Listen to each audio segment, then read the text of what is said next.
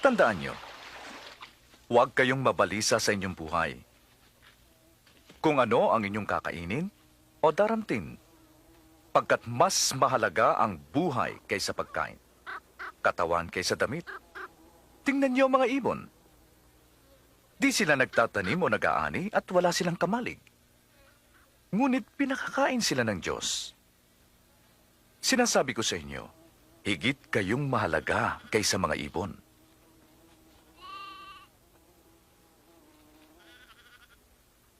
Ang pagkabalisa niyo ba ay makapagdaragdag ng buhay?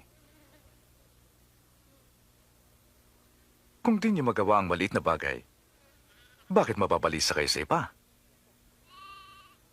Tingnan ninyo ang mga liryo. Lumalaki ito. Di sila nagpapagal. Ngunit si Solomon man ay di nakapagsuot ng kasing ganda nila. Kung ang Diyos ay dinaramta ng damo na ginagatong lamang sa kalan, tiyak, daramta niya kayo. O kayong mga kulang sa pagtitiwala. Palaguin po ninyo ang aming pagtitiwala. Kung malaki ang inyong pananampalataya, maaari mong sabihin sa punong ito, mabunot ka at matanim sa dagat, at susundin kayo nito.